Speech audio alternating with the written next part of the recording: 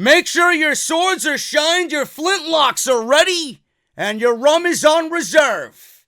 The Sky Pirates may be making their main roster debut next week for the Superstar Shakeup, right here for NXT on Off the Script.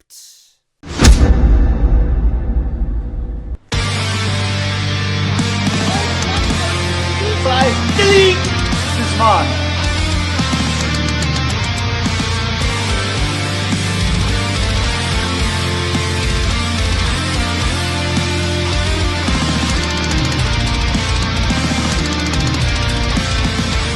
Alive with you. People still did.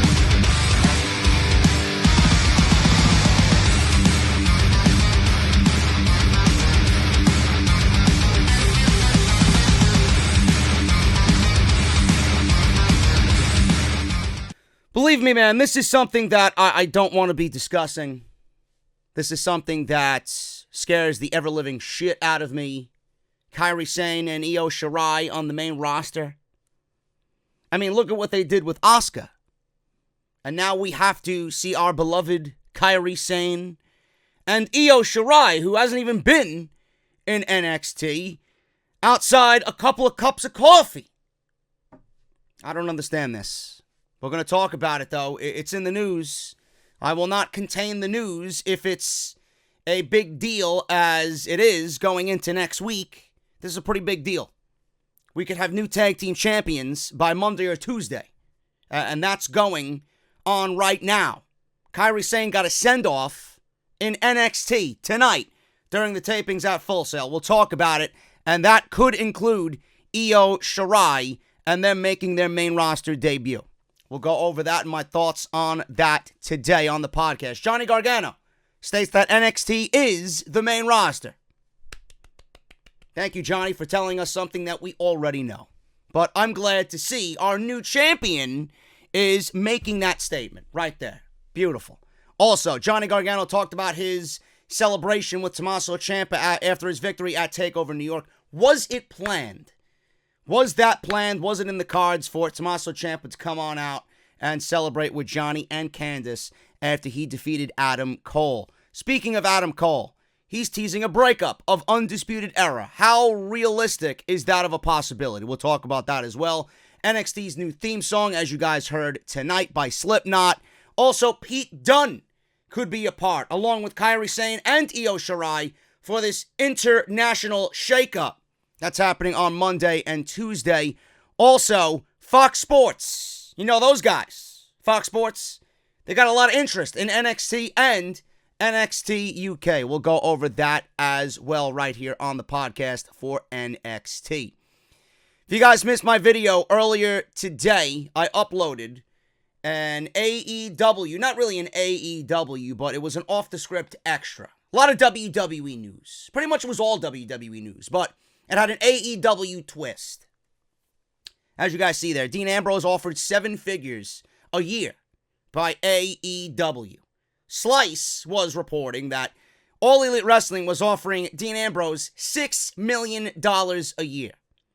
I think the people behind the Slice account on social media are absolutely out of their fucking minds. I don't know who believes those fucking children over at Slice Entertainment. I really don't. So we talked about it. We debunked it. It's not going to happen. But we all know that the right career move for Dean Ambrose is to go on to AEW. AEW is actually making news today as we speak. You know, for a small pissant company that sells nothing but t-shirts, they're about to announce that they're on Turner Sports, TNT, and TBS. It's a pretty big deal for a fucking t-shirt company, says the troll. Where are these people now? Where are they going to be now when the Turner people and the people over at the network, they announce what's coming up for their summer and fall programming? Because that's happening in a couple of weeks, right before Double or Nothing. When AEW is on that list and the cat is out of the bag, which we already knew already. I knew about a month and a half ago where they were going. Where are all these trolls going to be now? Some pissant company, huh? I can't fucking wait, man. It's going to be fucking awesome. Also, if you guys missed the Takeover and the WrestleMania reviews. Those are live on the channel right now. Social media, you guys know the deal. JD from NY206 on Twitter and Instagram. If you guys are veterans of the channel, thank you guys so much for supporting me and following along on this journey. If you guys are new around here, I'm sorry to hear that. I don't know why the fuck you haven't heard of me and what I do already. And if you're new, hit that subscribe button. The best of Raw, Smackdown, NXT, and Off the Script, our flagship podcast, every single weekend. Hit that subscribe button and turn on that bell for all notifications. If you guys want to support the podcast on the Patreon page, you guys know the deal as well. Patreon.com/JD from NY206. Go get your merchandise, man. Bonfire.com, the exclusive home of JD's Elite. Link is down in the description of this very video. Make sure you guys go and get yours today. That is the design right there. You see me wearing it. Fucking awesome, ain't it? I know. A lot of you guys wore the shirt to the meet and greet at Hooters. I really appreciate that. If you guys want your own, link is down in the description. Our flagship shop is on Barbershop Window. Barbershopwindow.com/offthescript for your t-shirts. 17 designs in total. Coupon code BSHOP20. You guys can save an instant 20% off of every single order. Go over there and check it out. It's a good deal. Barbershopwindow.com/offthescript. Let's get into this news, man. I want to start off with this fucking Sky Pirates news that is giving me goosebumps in the worst way possible. This is scaring the ever-living shit out of me, and I know a few people that I know personally who are just as terrified as I am. I don't know what's going on here. We all figured Kairi Sane was going to get called up eventually. There really is nothing more for her to do in NXT. I've been going on this fucking kick that Shayna Baszler's getting called up. But apparently she was on NXT tonight in an exclusive interview with somebody. I forget this blonde's name. I keep forgetting her. She's the one that replaced, what's her name? Dasha Fuentes, I don't know her fucking name. Sarah Schreiber, I think her name is. Whatever. Another fucking dumb bimbo blonde. Anyway, Kairi Sane, we all knew was going to get called up eventually. Shayna Baszler was interviewed by Sarah Schreiber. She made a mention of the NXT Championship match that she won at TakeOver, and she said, and the one thing that I hung on to was she looked right into the camera and said, "I'm never losing this championship, ever."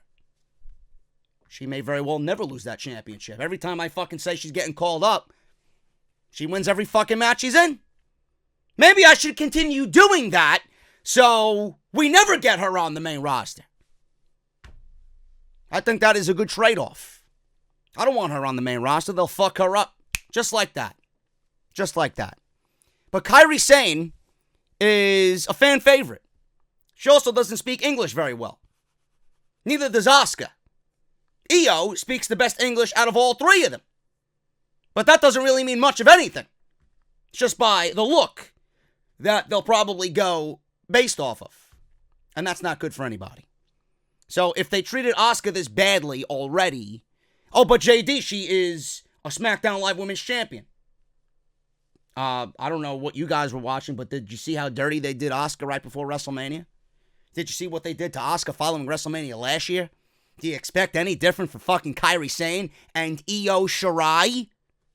I don't. Kairi Sane is the Pirate Princess. Ahoy! Give me some fucking rum, honey. Please, I could use some. She's the Pirate Princess and a former NXT Women's Champion. She could also be getting ready for the main roster, especially considering the fact that the Superstar Shakeup is next week, and it's international. Now, this doesn't contain any spoilers, but I'm going to say fuck it, and I'm going to contain a spoiler here. Not going to go over what happened at the tapings tonight, because I'm not that type of guy. But this is important because we could very well see new tag team champions on the main roster for Raw or SmackDown. Now, Kairi Sane had a match at the television tapings. I'm not going to tell you against who, but it was said it's the perfect match to end on in NXT. If that's what happened, and it looks to be very plausible by pictures released already from Full Sail University. Now, because Sane stuck around after the match with whomever she was in the ring with tonight, and she stuck around after the match, and it seemed as if she got a curtain call send-off, like people usually get when they get called up to the main roster, and the Full Sail crowd was giving her standing ovation, and she bowed to them in gratitude. Now, if you guys watched SmackDown Live on Tuesday, it was noted that Paige said on SmackDown Live that she will be showing up with a new talented tag team. She put the Iconics, who are not iconic, they are idiotic, on notice, since Kairi Sane was backstage at SmackDown last night, and she was backstage at all of the events this weekend. People are under the assumption that Sane and Io Shirai will be called up as the Sky Pirates with Paige as their manager during the Superstar Shakeup, which is international.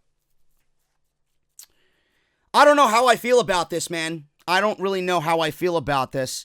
I had visions of Io Shirai, and Io Shirai being the one to kind of move forward and anchor that division with Bianca Belair after Shayna Baszler drops the title. I honestly do not know what WWE's plans are for Shayna Baszler. This woman could hold the title for forever. Forever. She may break Asuka's streak. I don't fucking know. I really don't know. But Io and Kairi, we all know that they're pretty damn fucking good together. We know that they are a great tag team. They have the makeup of a great tag team because they are the Johnny and the Ciampa of the women's division. They are best friends in real life. You can't get any better of a tag team than that. They're best friends in real life. Are they ready for the main roster? In our eyes, they are ready for the main roster. Is the main roster ready for Kairi and Io? Fuck no. They're not ready for either one of these women. And then you're going to put them with Paige? What the fuck does Paige have to do with Io and Kairi Sane? What you're telling me, if this is true, we don't even know if this is true or not, so I'm not going to raise my voice too much about this. But if this is the case, what the fuck does Paige have to do with Io and Kairi Sane? I don't understand it. It's like WWE just picked two names out of a fucking hat, and they're like, well, we got to find something for Paige to do. She's on the fucking payroll, so let's put her with Kairi and Io. Now, we all know that Kairi and Io could probably benefit from someone who speaks for them. But I don't know if Paige is the right person for that. All because she has nothing to do on the main roster doesn't necessarily mean she fits with two personalities like Kairi Sane and Io Shirai. I also want to make mention, PCB was a real resounding success on the main roster, wasn't it? No, it wasn't. It's a fucking failure. And putting Paige with Mandy Rose and Sonya Deville, where the fuck did that go? Fuck out of here. This company doesn't know what the fuck they want to do. This is like a fucking idiot walking around dressing himself in the morning, and he puts on fucking one pair of sock, and then the other one, and then he looks down and they're fucking two different fucking colored socks. One is yellow and the other one's purple. They don't know what to fucking do. They don't even know they're fucking alive half the fucking time. This is ridiculous. So what sense does it make if you bring Kairi and Io to the main roster? You're going to bring them to the main roster to do what? They're going to beat the fucking Iconics in their first time out for the tag team titles? So why the fuck did you take the titles off of Sasha and Bayley to begin with? I don't understand it. If that is the case, I may be talking out my fucking asshole right now. I don't know. But what if? What if this is the case? I don't understand why you need to run. How many fucking call-ups did they have in the last 3 months? What have you done with them? You're gonna purge NXT more? This better be it. This better be it. Pete Dunne, I could get away with. I wouldn't do it, but I'll be okay with it. And I don't know what the fuck they're gonna do with him either. I don't understand why Pete Dunne can't go from NXT UK to NXT local. I don't understand that.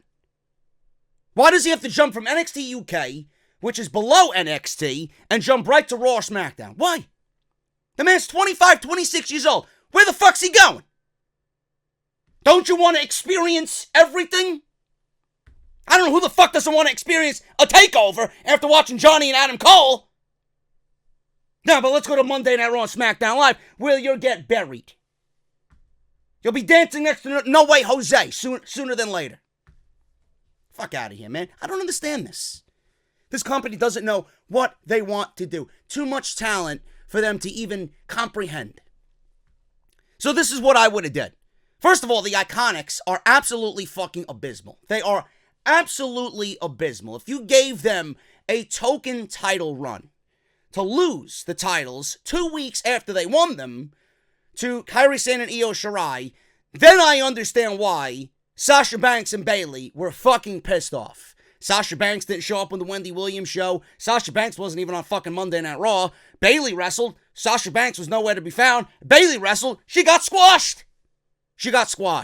There is no doubt in my mind that Sasha, for no question for sure, and Bayley, or both of them collectively, said something to WWE management that pissed them the fuck off, and they lost the titles at WrestleMania.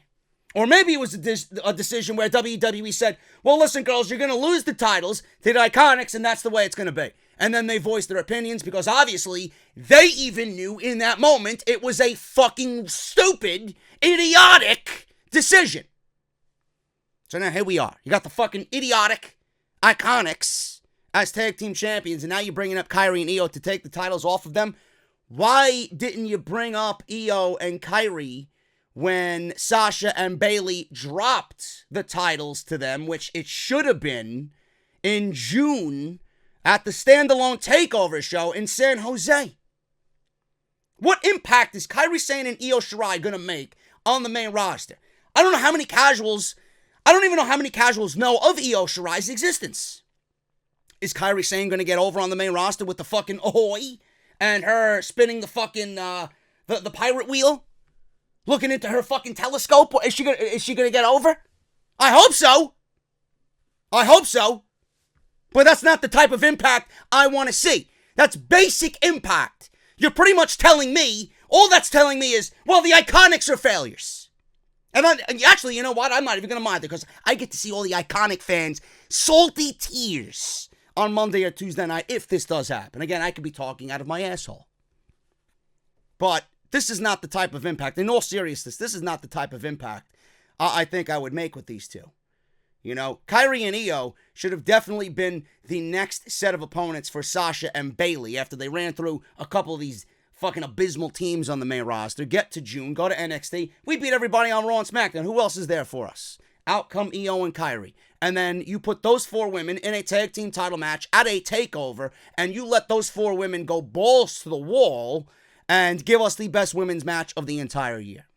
That's what I would have did. But here we are. We're talking about Kairi Sane getting a possible send-off in NXT, being brought up to the main roster with Io Shirai. I don't know.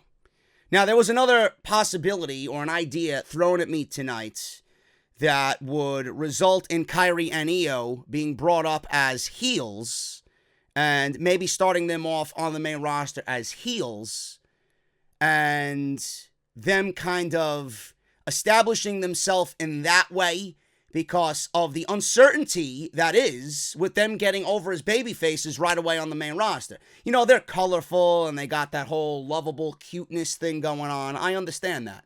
And especially Io. She's high flying. She's the fucking master of the skies.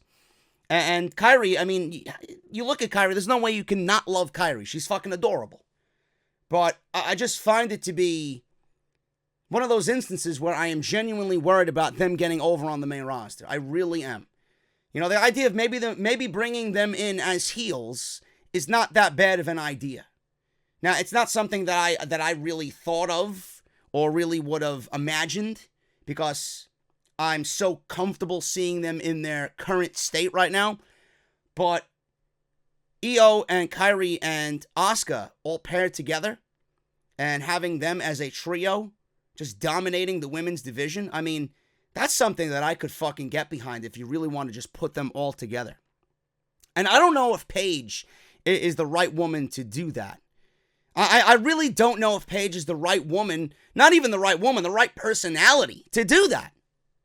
Well, why don't we get someone in there who's a little bit more of, I would say, a forceful voice and a presence at ringside. Paige, to me, just seems like it's a forced initiative just to get this woman to do something for the sake of doing it, because they have nothing else for her to do. Her movie is out of theaters. It's coming to DVD. The woman literally has nothing to do in WWE. I don't really understand her role right now for the company. You know, people were saying, why don't you pair Paul Heyman with Asuka and give Paul Heyman something to do when Brock Lesnar is not there? I wish it was that easy. I wish it was that fucking easy. In the snap of a finger, I put Paul Heyman with a group of women like those three, you know? And they could be WWE's version. Right now, I'm not saying change their gimmicks or their looks or anything. They could be WWE's version of the Black Lotus Triad from Lucha Underground. Remember when Io and Kairi were on that one show of Lucha Underground? I believe it was in season 3, where they all fought Pentagon Dark. It was fucking amazing. They could be like that for the women's division in WWE. But a little bit more of a WWE style. Keep their same gimmicks, their same look, but change their attitudes. Asuka has every fucking reason to be upset. Look at what they did to her going into WrestleMania. And then turning Io, I don't think is going to be that big of a deal, because I see some heel tendencies in Io anyway. And Kairi, if Io's doing something, you know Kairi's going to follow along like some fucking love-struck puppy, because they're best friends. I think it's a better idea. Actually, I honestly think it's a chance worth taking for all three of those women. But Paige being put with them, I don't really know if she's going to be the voice. First of all, her personality doesn't make any sense with Io and Kairi. It doesn't. But a voice with them is better off than no voice, because without a voice, they'll fucking sink like a fucking rock. You know, literally, WWE will be tossing them overboard to drown. And I mean that every fucking which way, pun intended, with the fucking pirate theme. Throw them overboard. It's exactly what you'll be doing with them. So we'll see what happens, man. I don't know what's going to happen here with Kairi and Io. I pray it's not. But realistically, who else could it be? You got to think about who else could Paige be talking about. Could it be someone total diva related? It could be Nikki and Brie. But that doesn't make any sense. They fucking retired 3 weeks ago. So it can't be them. Tamina and Nia Jax. I'd rather take fucking bleach to the ice. Who could it be? God forbid it's Aaliyah and Vanessa Bourne. Born bougie. My God, could you get any worse in that ring? If all four of those women are in the ring, Aaliyah, Vanessa Bourne, Peyton Royce, and Billie Kay. My God, the internet dweebs would be fucking jerking off all night with the sight of four of those women in the ring. I couldn't even fucking think of four more worthless women in one ring than those four right there. Unreal. Who else could it be? I can't think of anybody else. The Sky Pirates certainly fit the bill. They certainly fit the bill for what is going on here. Johnny Gargano says NXT is the main roster. There's got to be a reason why we all love Johnny Gargano. Johnny, bro, this is it right here. Johnny Gargano defeated Adam Cole, and it was the best NXT match of all time. Don't at me. Nothing this weekend for WWE even came close. And that includes Kofi Kingston. He says, and I quote, "I do believe that Raw, SmackDown, and NXT are the three brands, and I think that people can come from Raw or SmackDown to NXT, and I think that people from NXT can go to Raw or SmackDown. It's very interchangeable. This is my main roster title," he said. "This is my main roster moment. NXT to me is the hottest thing going, not just in WWE, but across all professional wrestling." The NXT champion also noted that he feels takeover events are about as good as it gets. He says, and I quote, "I think NXT is the hottest brand in sports entertainment, and I'm not just saying that because I am biased. I'm not just saying that because I'm me. I'm saying that because I was at TakeOver. I watched the show. I'd put takeovers up against anything in the world." The man is absolutely 100% correct. in all his feelings. This is my main roster title, he says. The NXT title is more, to me, it's more prestigious than the WWE and the Universal Championship right now. And I'm talking about current status of the title. Honestly. NXT is the hottest brand in all of wrestling, no question. And takeovers are the best shows, wrestling-wise, all year. No question. That match with Adam Cole, I watched.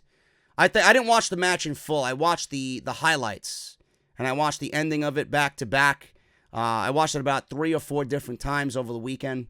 I get chills just listening to Morrow and watching how everything went down. I honestly didn't think they were going to top what they did with Almas, but they did.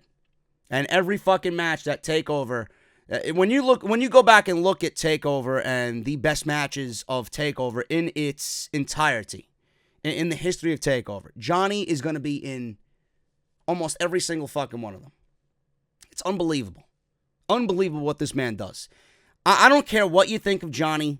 That match was fucking phenomenal. The ending was fucking great. I wish I had an opportunity to call a match like that on commentary. Morrow was absolutely unbelievable. The crowd was on fire. Everything in that moment was fucking picture perfect. Picture perfect. And I honestly feel with Johnny, WWE has a money-making machine. Look at what they did with him in NXT and how he's made you genuinely fucking care about his journey. If they can't duplicate something like this on the main roster with Johnny Gargano, then you know where WWE is going wrong and who needs to be completely replaced as far as a position in the company. This man is going to be the next biggest babyface that this company has. He's going to be your Kofi Kingston. He's going to be your Daniel Bryan of 2014. Believe me. This man is too good to fucking just put on 205 Live for the sake of putting on 205 Live because he's 180 pounds. He's worth so much more than that. So much more. Tommaso Ciampa came out and celebrated with Johnny after TakeOver and his win over Adam Cole.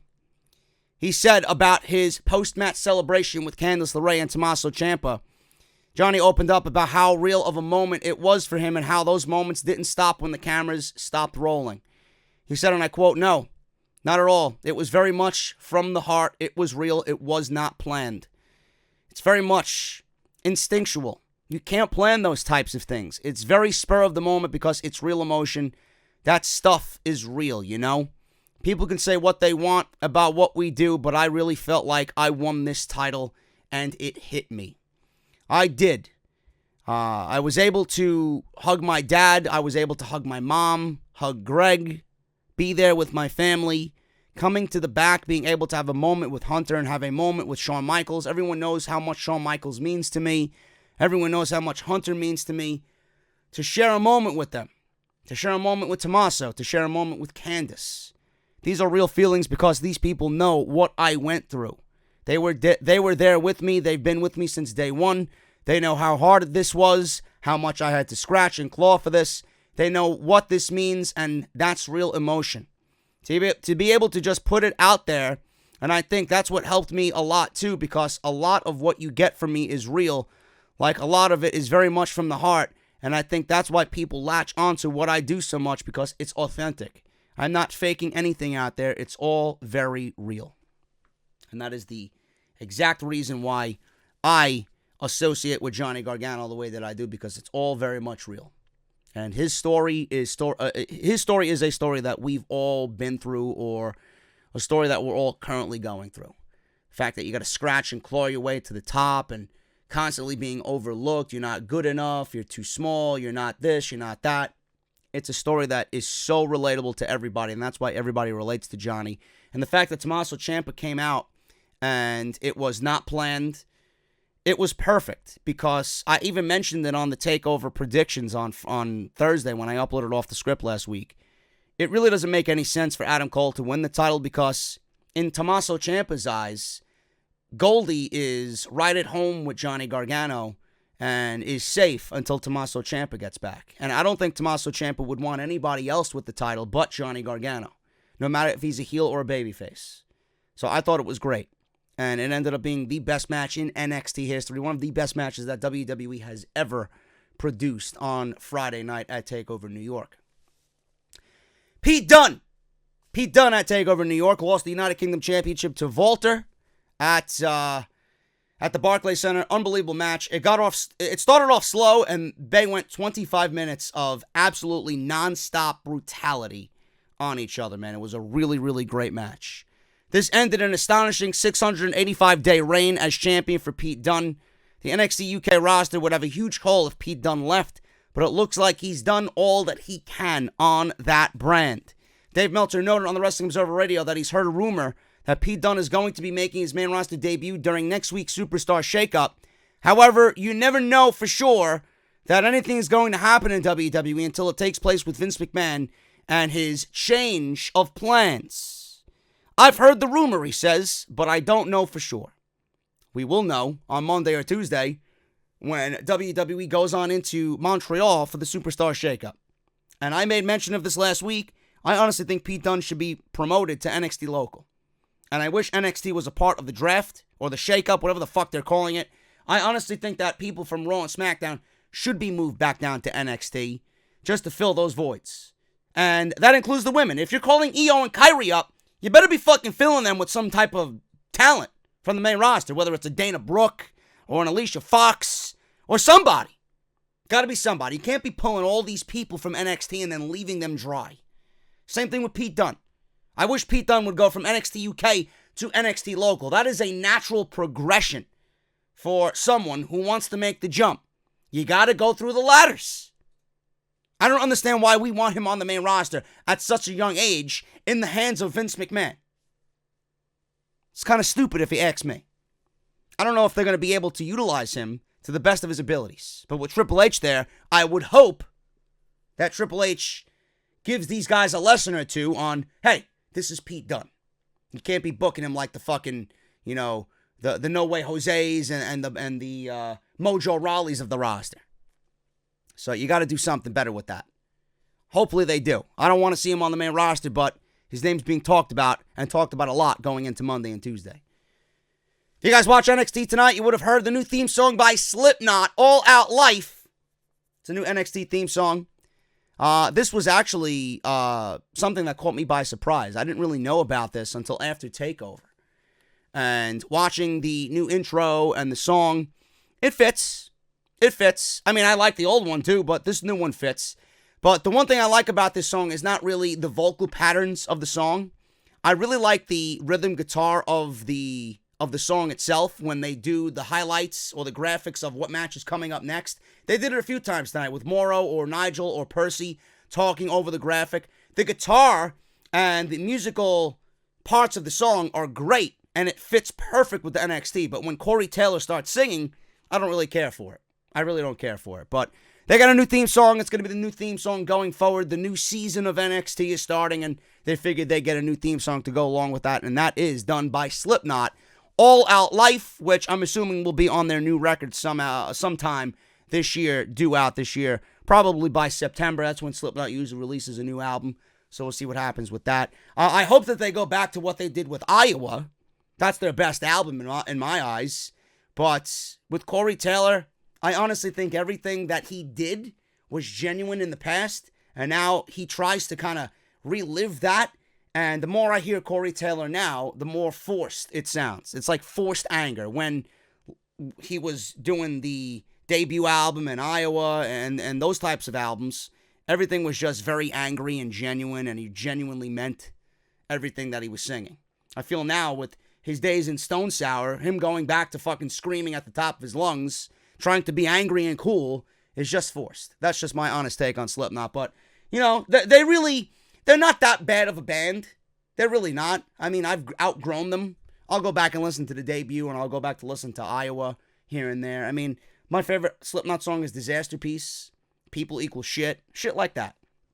But with the new Slipknot, I really didn't care for the last one. Hopefully, this new one is better than what they've been doing in out of the recent albums. Undisputed Era teases a breakup following TakeOver New York. This was actually shown tonight. I don't think Undisputed Era is breaking up. I don't even know why the fuck I'm reporting this, but after Cole's loss at Takeover, the Undisputed Era was seen backstage, and they were not getting along. Cole fired a verbal shot at Roderick Strong before turning on the camera, just turning the camera off, rather, and just moving everybody away from the camera. Cole demanded that the camera be shut off, and that's exactly what happened, and that was pretty much it. I don't think Undisputed Era is going to be breaking up. I think they are one of the best things in all of NXT. Johnny Gargano, speaking of Johnny Gargano, he revealed what Tommaso Ciampa told him after Takeover New York. Johnny Gargano opened up after his NXT title win at Takeover New York. He's still dealing with the after effects of his incredible title match when Tommaso Ciampa met him on the stage to celebrate with his former tag team partner.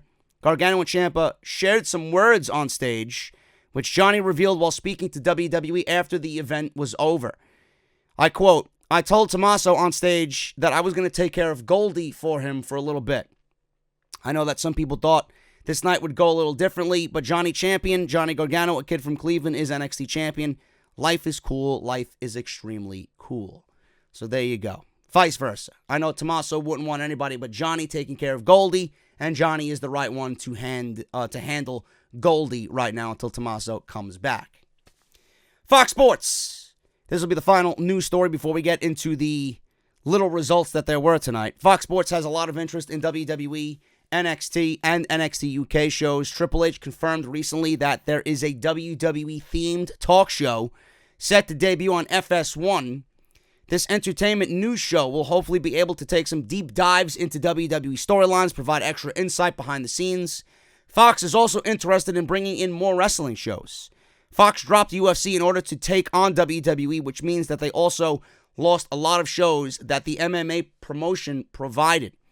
WWE very well could fill those roles because Triple H said in the post-takeover conference that there is a lot of interest in both NXT and NXT UK by Fox.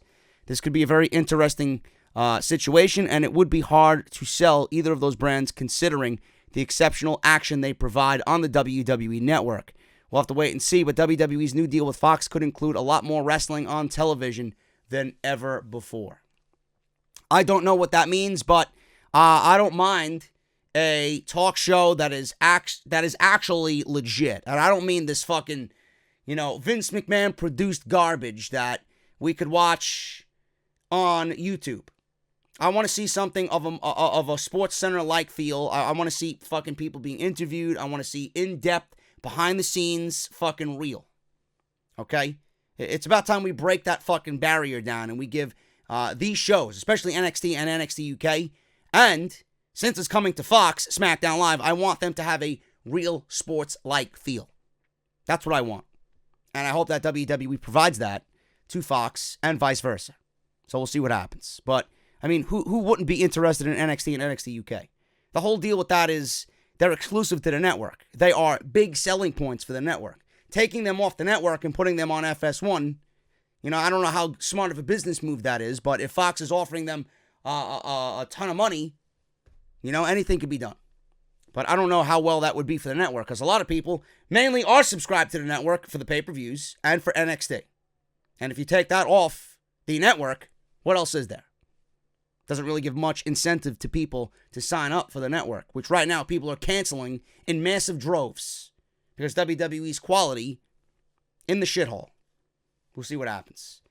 NXT tonight, really nothing of interest. Candice LeRae defeated Aaliyah. This one was very academic. Springboard moonsault landed on Aaliyah by Candice LeRae. 1, 2, 3. Aaliyah and Vanessa Bourne. Listen, two beautiful women who absolutely have zero wrestling ability. Don't even know why the fuck they're in there. Honestly, Candice LeRae actually may be the one benefiting from Io and Kairi being brought up. And WWE has a lot of women in NXT. They got Deonna Purrazzo, they got Casey Catanzaro, they got Lacey Lane, Candice LeRae, they got Mia Yim. So there are women, it's just those women have to get established, like Kairi and like Io. It's going to take some time, but it's all about waiting in line and waiting patiently. Candice could definitely be one of those women. And I'd love to see a Candice LeRae versus a Shayna Baszler. I think that would be a great matchup. And I think Candice would be perfect to take that title off of Shayna Baszler in that Johnny underdog role. Maybe that's what they're waiting for. I don't know.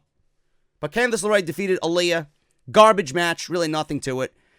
We had Danny Burch with Oney Lorcan versus Jackson Ryker with Steve Cutler and Wesley Blake of the Forgotten Sons. Ryker won here with a chokeslam into a sit-out powerbomb. Really nicely done there. That was pretty much the only thing of interest in this match. Jackson Ryker wins via pinfall. I don't really like Jackson Ryker. He does nothing for me. The other two I really do like. Steve Cutler and Wesley Blake. Jackson Ryker's the fucking only eyesore in the Forgotten Sons. I don't know what it is about him. I just cannot get into whatever he's doing. And the Street Profits. Street Profits versus Marcel Bartel and Fabian Eichner. My boys here in the European Union. This was a damn good match. We had Montez Ford being isolated most of the match. Tagged in with the hot tag. In comes Angelo Dawkins. Clotheslines, back elbow, exploder suplexes. Morrow made mention that Angelo Dawkins had a new sense of intensity tonight. Spinning clothesline in the corner. Ford tagged back in. Went to go fly. Gets shoved off the top rope. Dawkins gets sent out of the ring. And Ford gets double drop kicks to the head by both opponents. Both Eichner and the Marcel Bartel. The European Union collectively. Eichner actually went for a double springboard moonsault on Ford, and Bartel flips to the outside to tag out Dawkins. That was probably the best spot of the entire match. Eichner's springboard moonsault, where he jumps from one rope to the next rope and does the moonsault, is absolutely fucking beautiful. Eichner went for the pin. Ford was able to kick out. He took his opponent to the corner. Dawkins was still on the floor. Bartel tagged back in. Flying elbow. Ford ducked it. Dawkins with a spear on Eichner gets the tag in. Dawkins lifts Bartel up on his shoulders. Ford leaps off the top rope. They hit a blockbuster neckbreaker combination off the top rope. 1, 2, 3, and the Street Profits beat the European Union by pinfall. And that was your NXT show. Next week, we got Buddy Murphy, the former Cruiserweight champion, challenging the Velveteen Dream for the North American Championship. That should be a damn good fucking match. And hopefully that is a sign that Buddy Murphy is on his way to the main roster. Because we haven't seen Buddy Murphy from 205 Live on NXT in God knows how long. And the fact that he's now challenging for the North American Championship, this could be his last hurrah before he goes to the main roster. So we'll see what happens. But again, the international shakeup. We could see Kairi, we could see Io, we could see Pete Dunne, we could see Buddy Murphy, all being moved to the main roster and all have that international flavor. So we'll see what happens. It's going to be a very interesting week, and I will have you guys covered on all the happenings of the Superstar Shakeup on Off the Script. I'm getting out of here, guys. Thank you so very much. My voice is shot. I don't know what the fuck happened. It's definitely having to do with a long weekend and commentary at House of Glory. Hopefully I feel better for when I record the podcast this Friday. Don't know how I'm going to do it. But if you guys missed this week's videos, man, NXT TakeOver New York review, WrestleMania, Raw, Smackdown, it's all live on the channel, plus an off-the-script extra that I uploaded today. Make sure you guys go and check all of that out. Dean Ambrose offered 7 figures by AEW. All of that is linked in the annotation that you see in the top right corner of your screen. Follow me on social media, man. JD from NY206 on both Twitter and Instagram. Hit that subscribe button down below. Turn on that bell for all notifications. Patreon.com/JD from NY206 and Bonfire.com right down in the description of this very video. Bonfire.com is the exclusive home of JD's Elites. Go get yours today and support the podcast. I'm getting out of here, guys. Thank you so very much. I will see you with more content tomorrow. We'll talk about AEW, and I'll see you Friday for Off the Script, episode 269 of the podcast this weekend for Friday. Until then, guys, hit that thumbs up, and I'll see you all for more content tomorrow right here on the channel. I'll talk to you later.